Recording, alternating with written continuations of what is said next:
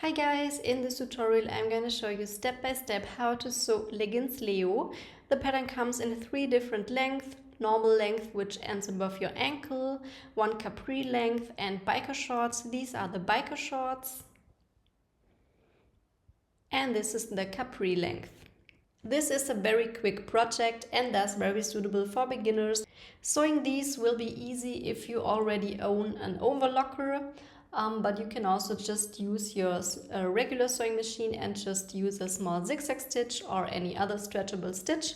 You just need to make sure that your stitch or your seam is as stretchy as your fabric, because otherwise the seam will tear or it will cut into your body.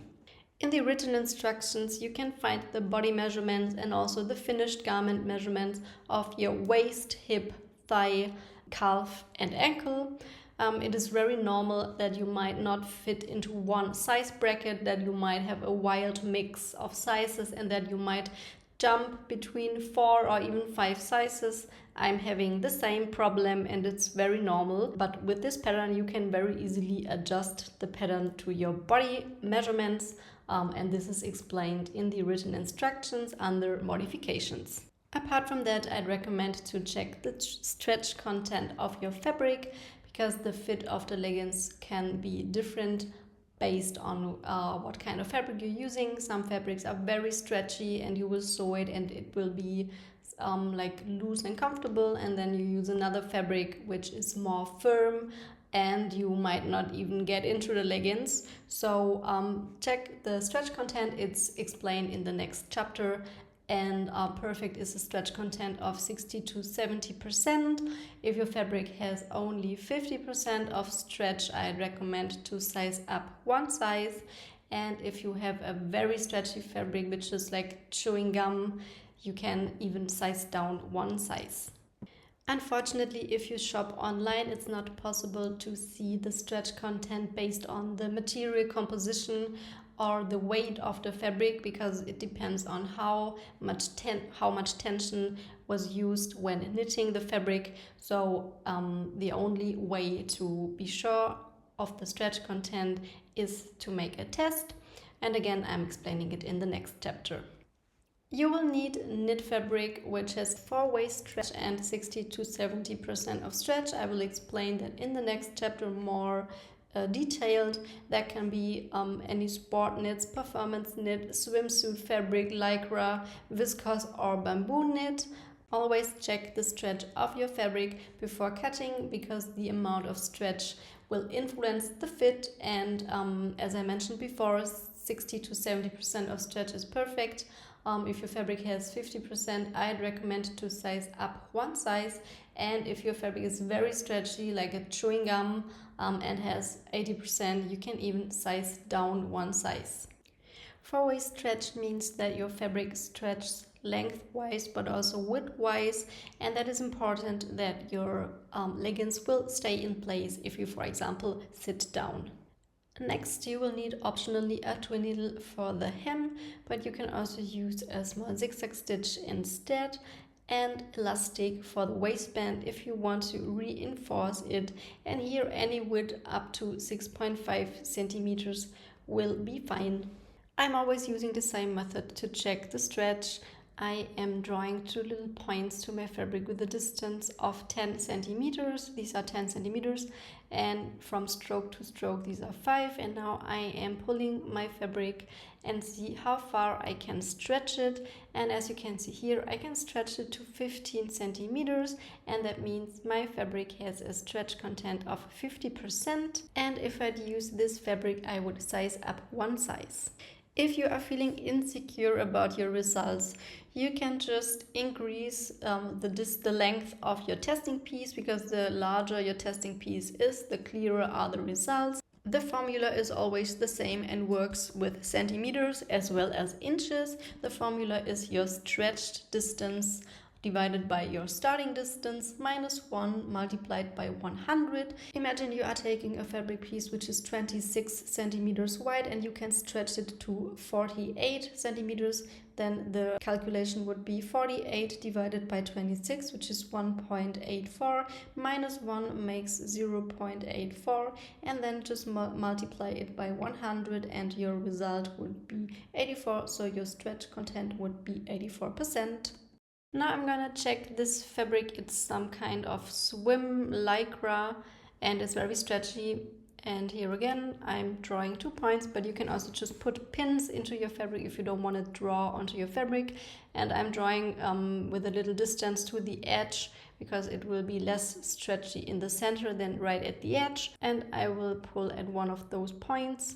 And as you can see here, I can stretch further to 18 centimeters, and that means that this fabric has a stretch content of 80%, and with this fabric you could size down 1 size.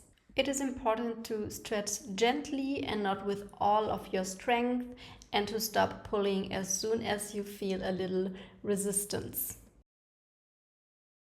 Here is an overview of all the pattern pieces that you will need. You will need 1 mirrored pair of the pant leg, then you will need twice the front waistband and twice the back waistband. You can distinguish between the front and back waistband because the back waistband has 2 additional markings at the bottom edge, and then you will need the crotch gusset once.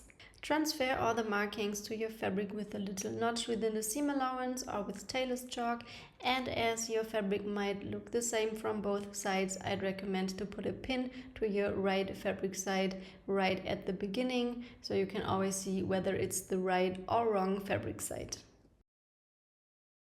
Now take your crotch gusset and pin it right sides facing with one of the long sides to your back crotch. The back crotch is the one which is longer and also more shallow than the front crotch.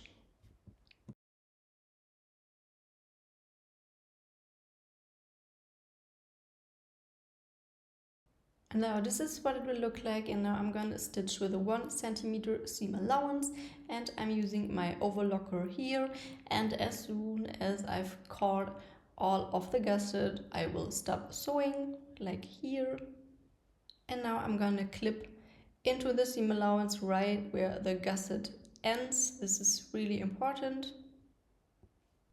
And now you can fold the crotch gusset so that the right fabric side is facing up, and then take the other pant leg and place it right sides together so you can pin along the back crotch.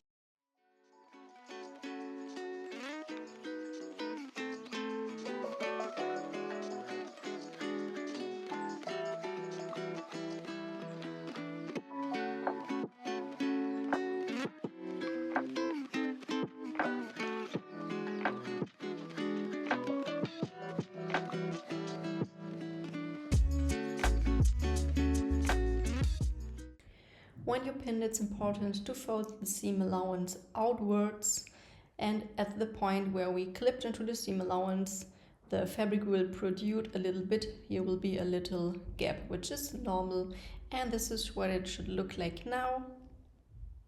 And next I'm going to stitch with the 1 centimeter seam allowance, and make sure that your seam allowance of the gusset is folded outwards so that the seam allowances of the crotch gusset will be nice and flat.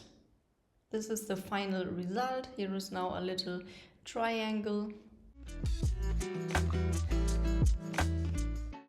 Now at the opposite side, pin the center front crotch seam right sides facing together.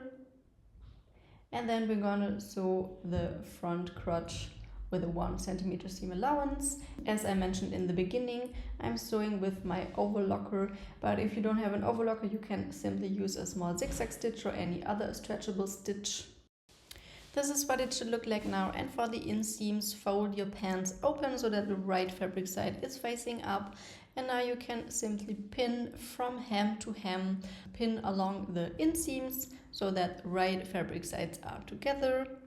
There is a marking at the center of the gusset which will match up with your back crotch seam, and then just pin from hem to hem. Make sure to pin the seam allowances of your crotch gusset outwards so that the gusset will be nice and flat. And next we're gonna stitch along the inseams with a 1 cm seam allowance.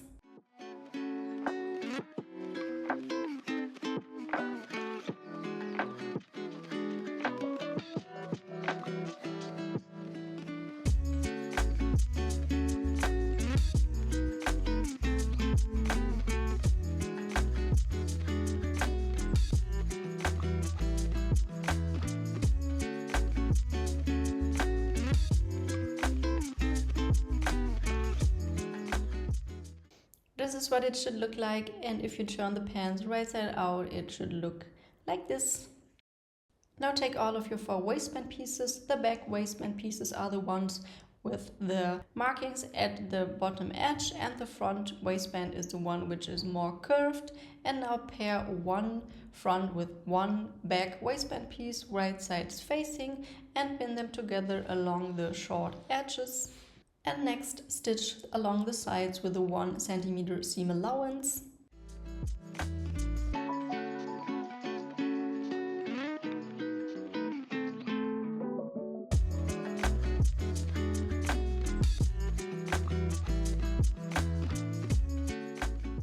Now fold one of your waistband pieces right side out where the other one remains as it is, and now you can put the one that you just turned into the other one so that right fabric sides are together, and you can now just pin along the upper edge.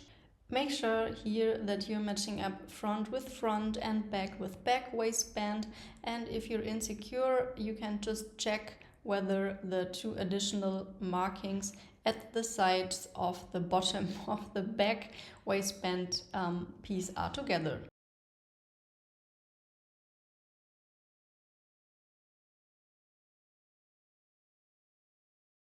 Also make sure to place the seam allowances at the sides in opposite directions to avoid bulk.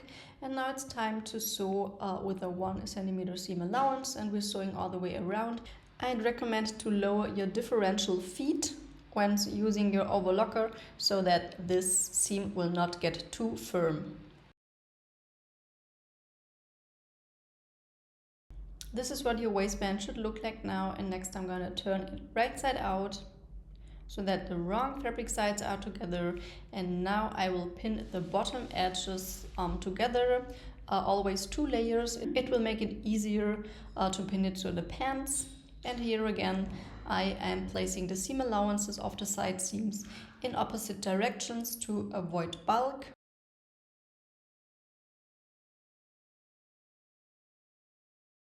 Now take your pants, and now here the pins have disappeared because I had to film this scene twice and forgot to put it back again. Now pin your waistband to your pants all the way around so that the right fabric sides are facing, and there are markings at the sides of your pants which will match up with your side seams of the waistband, and then there is a marking at the center of your waistband which will match up with the front and back crotch seam. And in order not to mix up the front and back, there are 2 more markings at the back pants which will match up with those 2 additional markings of your back waistband. And we're now pinning 3 layers of fabric, and 3 raw edges are laying together.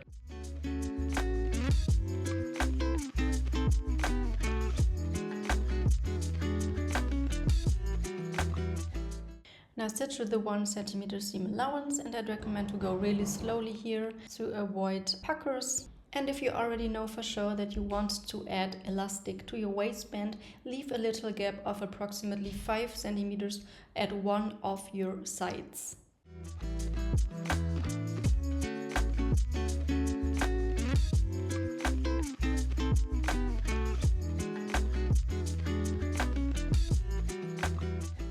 You can now try on the pants to see whether you want to add elastic or not. You might have left a little gap in the side of your waistband. If you didn't, you can just unpick 5 cm at one of the side seams like me, so that you have a little gap here. To figure out the correct length of your elastic, wrap it around your waist and add 1 centimeter of seam allowance, and then with the help of a safety pin, just put it into the waistband. You can use elastic at any width, up to 6.5 centimeters as per your preference, and once you're done, just overlap the ends by 1 centimeter and pin them in place. Make sure that your elastic is not twisted, and if just correct it. In my case it was twisted and I needed to correct it.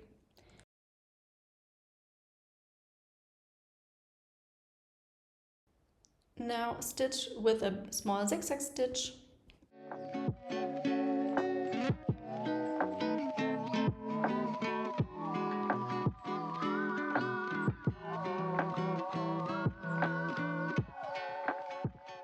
You can always try on the leggings and see whether you like the length or if you want to shorten it again. If you like the length of your elastic, now push it upwards into the waistband so that it touches your upper seam and pin it here in place right at the side. Repeat this step at the other side. This might be a little bit fumbly. And then secure it by stitching right in the ditch, which means stitching right at your side seam with a straight stitch, like here, and then close the gap of your seam. There are 2 centimeters of hem allowance included in the pattern. You can now try on the leggings and see whether you like the length or if you want to shorten it. And if you like the length, just fold the 2 centimeters of hem allowance to the wrong fabric side and pin it in place.